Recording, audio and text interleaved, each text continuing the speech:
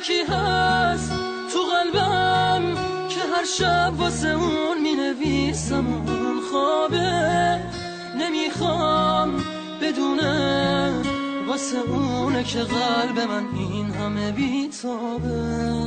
یه کاغذ یه خودکار دوباره شده همدم این دل دیوونه، یه نامه که خیسه پر از عشقه با کسی بازم اونو نمیخونه.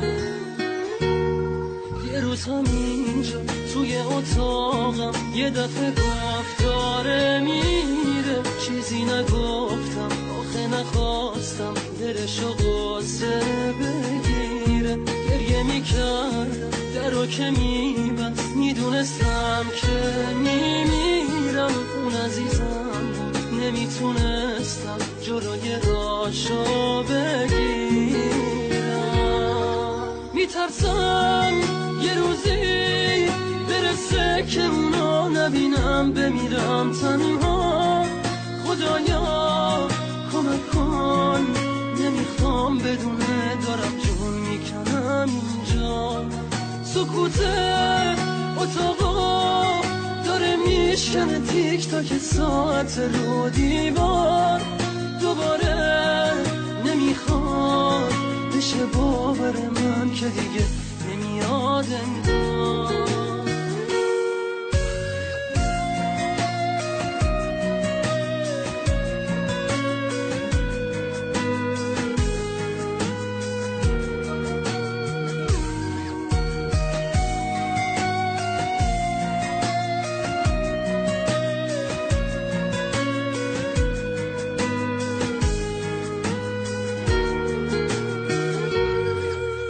همینجا توی اتاقم یه دفعه گفت داره میره، چیزی نگفتم آخه نخواستم دلشو قصه بگیره.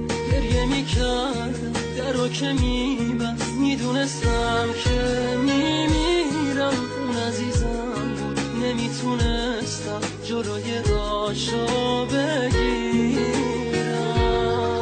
یکی هست تو قلبم که هر شب واسه اون می نویسم اون خوابه، نمیخوام بدونه واسه اونه که قلب من این همه بیتابه.